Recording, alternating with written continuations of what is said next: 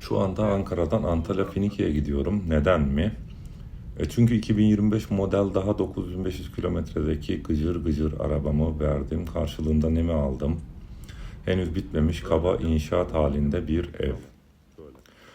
Üstelik Ankara'daki tüm konfor alanımı terk edip hayatımda sadece bir kez gittiğim bir yerde yaptım bunu. Delilik mi? Belki, ama bu cebinde nakit 5 kuruş olmadan ev sahibi olma hikayesidir. Aslında her şey bir şüpheyle başladı. Bundan 2 ay önce yakın arkadaşım Sermet pılıyı pırtıyı toplayıp Antalya Finike'ye yerleştiğini duydum. Kendi kendime dedim ki bu adam durduk yere düzenini bozmaz.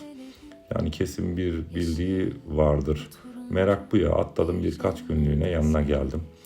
Finike ve çevresini gezdim, gördüm ve dürüst olayım bayıldım.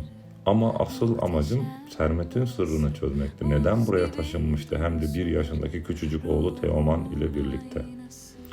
Sermet bana bir araştırma yaptığını, Finike'deki evlerin piyasaya göre çok ucuz kaldığını ve yaşam maliyetinin Türkiye'nin birçok yerine göre dipte olduğunu anlattı. Gerçekten de öyleydi. Burada evler Ankara'dan ucuzdu. Ama bu nasıl olabilirdi? Deniz kenarında trafiğin olmadığı muhteşem bir doğanın içerisindeki bir yer nasıl olur da Ankara gibi trafiğin yoğun, hayatın pahalı, insanların gergin olduğu bir yerden daha ucuz olabilirdi? Örnek vereyim, Ankara'da 40 metrekare kutu gibi bir ev 4-5 milyon istenirken Finike'de aynı evi 2,5-3 milyona alabiliyordunuz. Ve ayrıca bu sadece Ankara için de geçerli değil. İzmir, İstanbul, Konya, Kayseri, nereye Türkiye'de birçok yeri örnek gösterebilirsiniz. Oturduk, araştırdık. Aslında 5 temel neden bulduk bu durumla ilgili. Birincisi, bölgede arz fazla, talep düşük. Yani çok inşaat vardı ama alıcı azdı. Başka bir deyişle yan komşu Demre ilçesinde 50 adet satılık daire varken Finike'de bu sayı 1000'in üzerindeydi. Ev çoktu, alıcı azdı. İkincisi, turistlerin Türkiye pahalı algısı yüzünden turizm durgundu. Artık Türkiye daha az tercih ediliyordu. Çünkü turist için de pahalı bir ülke haline gelmişti. 3. Konuştuğumuz Rus turistler 2-3 sene önce 100 bin dolara aldıkları evlerin şu anda 70 bin, 60 bin dolara düştüğünü söylemişlerdi. 4. Fiyatlamaların dolarla yapıldığı bu bölgede yabancı için pahalı hale gelmişti. Yani dolar kurunun düşük kalması yabancıya bu bölgeyi pahalı hale getirmişti. 5. Belki de en önemlisi budur. Piyasada nakit yoktu. Müteahhitler ev satamıyordu. Tabi bende de nakit yoktu. Kararı vermiştim. Buradan bir ev alacaktım. Önce emlakçılarla görüştük. Ama fiyatlar komisyonlarla birlikte biraz kabarık geldi haliyle. Biz de strateji değiştirdik. Kaynağına inelim. Müteahhitleri bulalım dedik ve başladık inşaatları gezmeye. En iyi atışımı yapmalıydım çünkü tek kurşunum vardı, o da arabam. Birkaç ev arasında kaldık.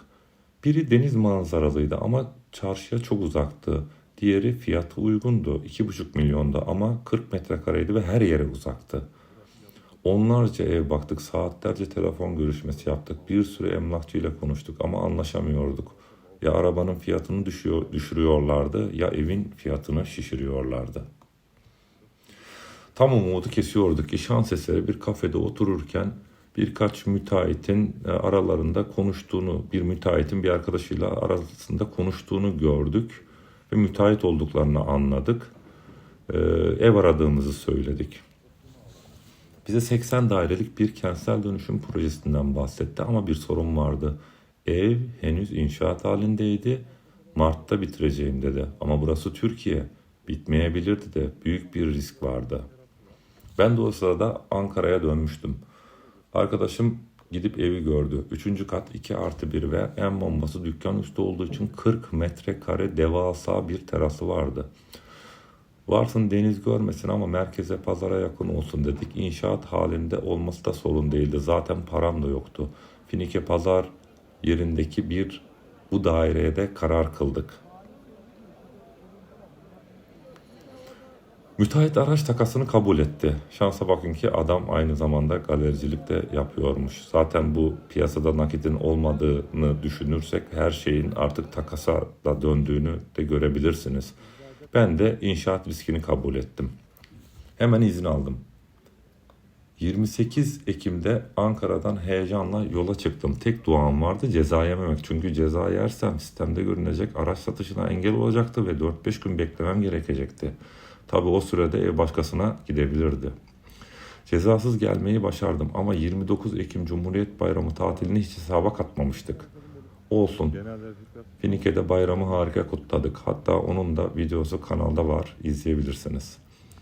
30 Ekim sabahı tapudayız. Öğleden sonra tapuyu üzerime almıştım. Heyecanım ancak yatıştı. 60.000 TL tapu masrafı tuttu, onu ödedim. Hemen notere gidip aracın devrini verdik. Hiçbir sorun yaşamadık. Peki kaça patladı bu iş? Aracım 2025 model BYD'ydi. Daha 9500 kilometrede, sıfırı 2.3 civarıydı. Müteahhit 2.2 milyon TL'ye saydı. Kalan 1.1 milyon TL'yi de Nisan 2026'da ev bitince ödeyeceğim. Yani evi toplamda kaça aldığımı anlamışsınızdır. Hiç aklımda böyle bir şey yoktu. Bir merakla geldim. Ev sahibi olup döndüm. Artık gıcır gıcır bir arabam yok ama en azından bir motorum vardı. Şimdi size soruyorum. Siz olsanız böyle bir şey yapar mıydınız? Yıllarca kurduğunuz konfor alanınızı terk eder miydiniz? Sadece bir kez gittiğiniz bir yerden cebinizde nakit 5 kuruş yokken sadece araç takasıyla inşaat riski alarak ev alır mıydınız? Cesaret mi, delilik mi? Yorumlarınızı bekliyorum.